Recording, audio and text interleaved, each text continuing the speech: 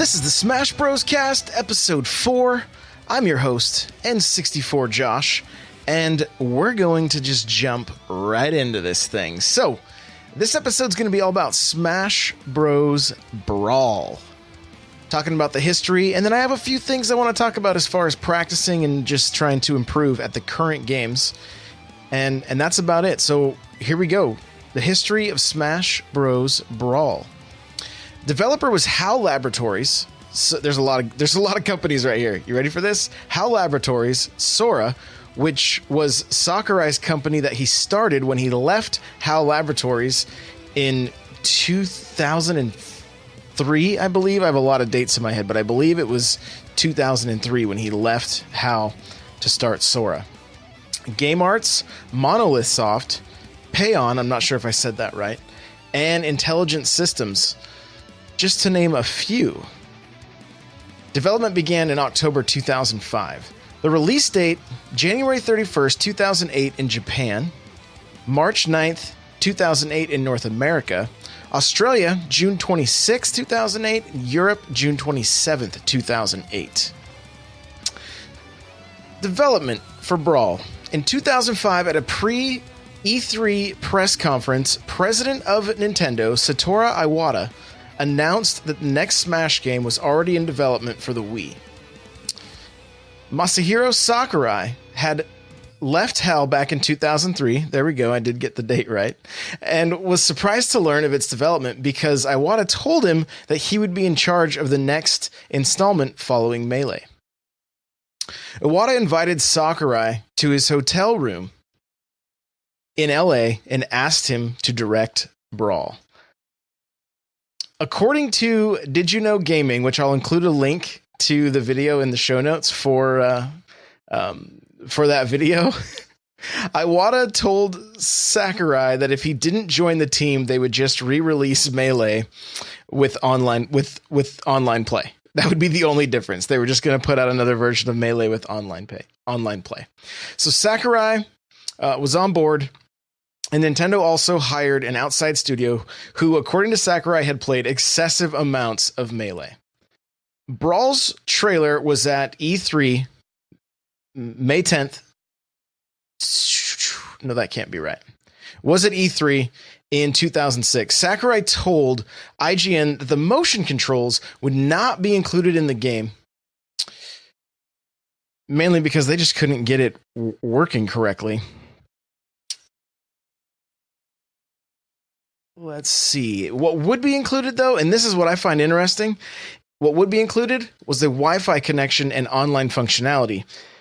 That's not that interesting. Of course, they were finally getting to where they should be with getting games online, but Nintendo wanted Brawl to be the game to take the Wii online.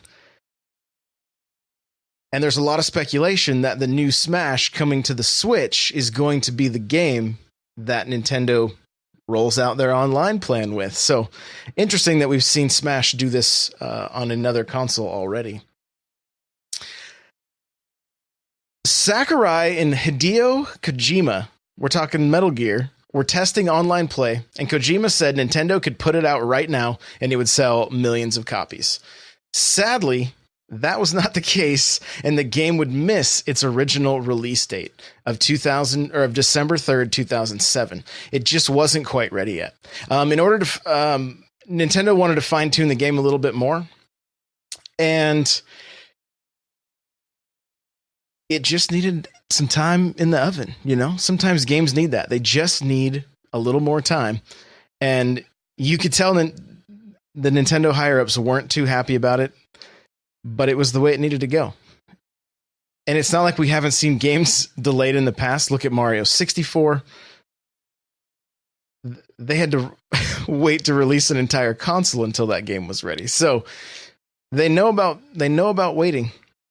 Kojima was like, "Hey, this game's ready. Let's go." He was having a blast with it, but it wasn't quite where Nintendo wanted it. Single player adventure mode. The Subspace Emissary was a step above Melee. But Sakurai wanted to make the game more accessible to everyone, so the hardcore didn't stick around and went back to Melee for high-level play. So the next thing we're going to get into is the competitive scene. And after what we learned about Melee last time, it's a bummer that Brawl went in this direction and that Nintendo didn't have a better understanding of the competitive community, because they really kind of fell short. So the competitive scene didn't last long with Brawl because of how unbalanced the game was. Meta Knight was the only viable option for most players, so that made the game pretty boring. The other thing is they even tried to ban Meta Knight in certain in tournaments, but it just nothing seemed to help, and nothing was going to really save this game in the competitive scene. Tripping was added to slow players down, so they wouldn't just randomly fall. So they would just randomly fall and be left wide open to take damage. That's no fun. When I found out about tripping, I mean, I had played this game quite a bit. I don't even know if I knew it was a thing. Maybe I just was never moving fast enough, you know? I'm just being honest here. So I had to go back and actually watch some videos and see, and yeah, sure enough, like literally players just fall over and are just left wide open to take damage. The slower speed and lack of moves from Melee, like wave dashing, L canceling, and a decent air dodge, played a part in killing the competitive scene. One of the biggest blows to playing the game competitively was the ability to act during hit stun, making combos more difficult. Sakurai even said that he basically liked Melee better than Brawl, looking back on it. And these changes, you know, they wanted to make it more appealing to a casual market. But they had kind of hit the sweet spot with Melee. Casuals could play it, but then there was the ability for this massive skill gap that allowed for professional play, and it basically was just an accident. But after knowing they made that mistake, it would have been nice if they had just kept moving forward with it. The community, though, created what was called Project M. And in my notes here, I keep wanting to call it Other M because that's a Metroid game. You know, at least it's still a Nintendo game, right? But Project M was a mod that was created to basically allow Falco to play like he did in Melee. And what happened, that mod began to evolve, and it kept evolving. And it basically turned Brawl into the game it should have been. It was like a it combined Melee's gameplay with Brawl's roster. Project M received many updates. It even added Melee characters. And I think I believe it ended up with like 49 or 47 characters when it was all said and done. When Smash 4 was announced 6 years later, though, it was shut down, and the team that had been working on it disbanded to avoid legal complications. You have to keep in mind, this mod had made it all the way into like some major tournaments, and it was being played, you know, it was starting to gain a decent following. There is still a decent local scene, I guess, where you can go to tournaments and that, just kind of locally. You might check your own, you know, your town, see if there's anything happening there. But for the most part, this it just died, unfortunately. So now this is my first live episode, guys. I'm doing this one live on Twitch, and Nightcrawler from the chat says, didn't the mod community evolve to create Brawl Out for Switch and PC? That is very possible. I didn't know that was a thing, so I don't have anything in my notes here, but I will look into it and see. That wouldn't surprise me, the way Brawl Out plays, honestly. So that would be pretty cool. The unfortunate thing with Brawl Out is it's just not being very well received, and it seems like it's in need of some major updates continually. So as far as the character list for Brawl, we've got Mario, Luigi, Peach, Bowser, Yoshi, Donkey Kong, Link, Zelda / Sheik, Ganondorf, Samus, Kirby, Fox, Falco, Pikachu, Jigglypuff, Captain Falcon, Ness, Ice Climbers, Marth, Mr. Game & Watch, Diddy Kong, Zero Suit Samus, Meta Knight, King Dedede, Wolf, Pokemon Trainer, Lucario, Lucas, Ike, Pit, Wario, Olimar, Rob, Snake, and Sonic. How was Brawl received? Well, Brawl became one of the fastest selling video games in Nintendo of America's history at 1.4 million units in the first week. Super Smash Bros. Brawl is the 8th best-selling game on the Wii U at 12.4 million units sold. Brawl sits at a 93 out of 100 on Metacritic. IGN gave it a 9.5 out of 10. Eurogamer, 9 out of 10. Nintendo Power, 9 out of 10. And Edge Magazine, 9 out of 10. Did I say Wii U? See, I'm doing this live. And I don't even have Wii U written in my notes. I just have Wii. So there you go. Thanks for catching that, Nightcrawler. I appreciate it. So yeah, best-selling game on the Wii at 12 million units sold. So my history with Smash, or with Brawl, is probably one of the games I like the most out of the series. And it doesn't have anything to do with the way the game plays. It has to do with the time it came out. See, Brawl is one of those games that holds a special place in my heart. When it released, my boys were 7 and 5 years old, and we spent many Saturday mornings trying to unlock characters and play through the Subspace Emissary.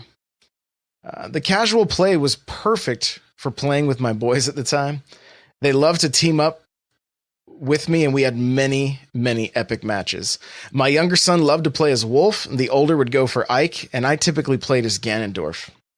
Now, before finishing up these notes and recording this episode, I went and talked to each of them and was like, hey, tell me about I want to hear your memory of when we did this. And immediately smiles were on both of their faces, and they just were like, oh, we used to take turns passing the controller back and forth and trying to unlock everything, and it was just such a great time, and we would play for hours, and you could just see the nostalgia kick in just like that. And I loved seeing that. I love seeing it. And I mean, even just if you're watching this live or watching the YouTube video, you can see the gameplay now, and just seeing the gameplay, seeing the characters on screen, for me, there is just so much nostalgia. It was one of the games that they could compete. You know, they love to team up and try to, you know, they'd both take me on, and then there would be those rare occasions where they would actually beat me, and they love that, being that young and being able to beat their dad at a game. It's good times. It's really, really good times. So Brawl for me is one of those games that I can't really look down on it because of the nostalgia factor. Really enjoyed it. DJ Hoedown is asking if Waluigi is playable. No, he was not. He was not playable. So let's talk about what we're going to do as far as for Smash practice this week. The last few episodes, I talked a lot about just working on defensive moves. And I want you guys to know that I'm going to be putting together small tutorial videos based on this section of the show that will kind of just walk through exactly what I'm doing. So you can check those out on my YouTube channel. It's just youtube.com/N64Josh.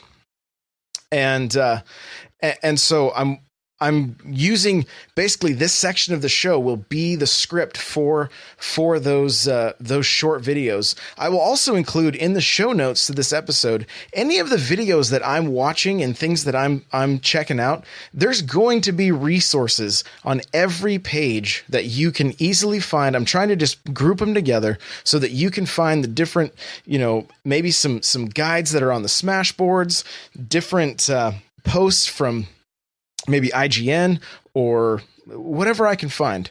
I'm just kind of scouring the web and putting everything in one place so that you guys can easily find it and be able to just step up your game.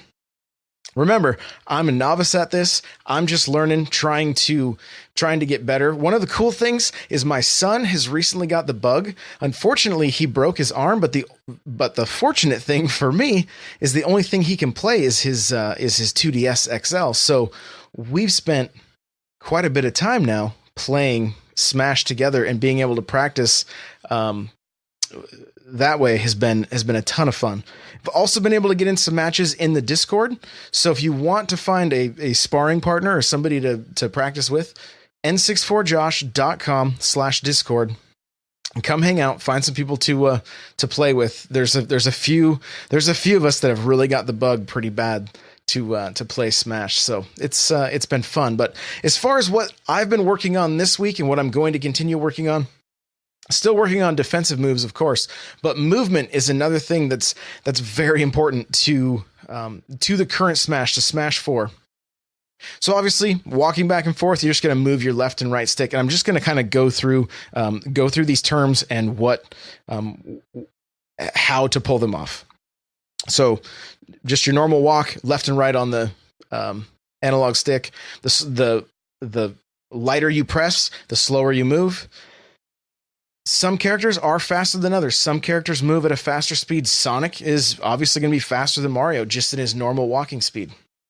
Certain characters, if you're crouching just by holding down on the stick and then moving the stick slightly left or right, some characters are able to crawl.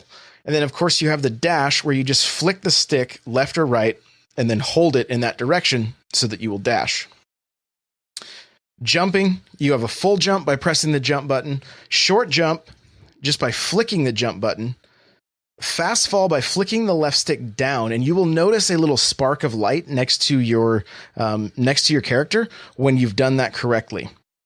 So be looking for that when you're practicing your fast fall to see if you're getting that little, it's just a little shiny spot that just kind of appears by their head. Double jump, of course, just double tap the jump button while in the air. And then back jump while flicking the left stick away from your opponent. So press jump and then flick that stick, the left stick, away from your opponent, and you'll do a backflip. Now, or a back jump.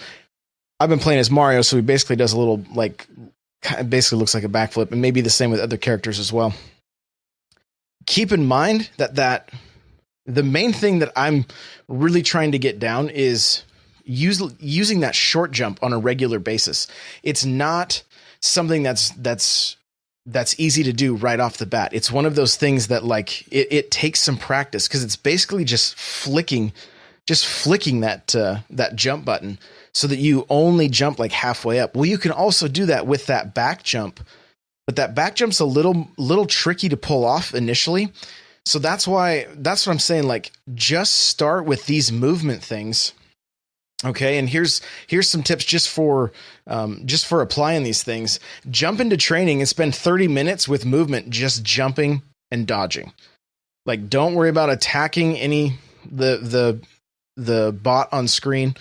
Just focus on your movement, jumping and dodging, and just the way that you move on the screen. Combine different movements, dash towards an opponent, then dodge roll away from them. You want to keep them guessing. One of the things that I was doing was a back jump followed by an air dodge towards the opponent. So where they may think you're trying to make some distance, you can then immediately change direction and head right back towards them. At this point, I can't say that that's going to be a viable move, but I'm just trying to work on some ways that if it can dodge a projectile or maybe set you up for a better move. That's what I'm working on right now. It's just getting the muscle memory for moving. So set up a match with the last thing you can do is set up a match with a bot that's 3, 4, 5, 6, and don't use your attack button at all. Just focus on not getting hit by using your movement. So practicing spot dodge, and then with a spot dodge you may want to attack because you're kind of set up right after that to do that. But if you're focusing on just the dodge and the jump and getting out of the way of projectiles and putting yourself in a better place in the match to make to be able to go on the offensive. Just focus on that. I've still been playing as Mario, and I've thought about switching to like Bayonetta or something because they seem like an easier character. But I'm enjoying the challenge, and I'm just going to stick with Mario. And like the matches with my son, he's been playing Link, and I don't think I've beat him I don't think I've actually beat him yet. It's been tough. And he even looks, he will be like, your arms are so short. Like your range is so short. I'm like, I know, I get it, but that's on me to try to figure out. And, and he will see me trying to do certain moves, and then he would catch on, and he would do like he would just be able to counter different things. And so one of the things when you're just trying to practice, if you're playing with a human character or with a human opponent, they may pick up on your tendencies. So it's one of those things that's like, it's just different, and it's making it pretty cool. So you can still go into the 4 glory matches. Let me know how things are going there. Nightcrawler posted that he went 6-4, I believe, in the Discord for his 10 matches. So that's pretty cool. You can let me know, guys, in the Discord. You can let me know on the comment section on YouTube if you're watching this there, or you can let me know on the comment section on the show notes page on my website. So that's going to do it for episode 4 of the Smash Bros. Cast.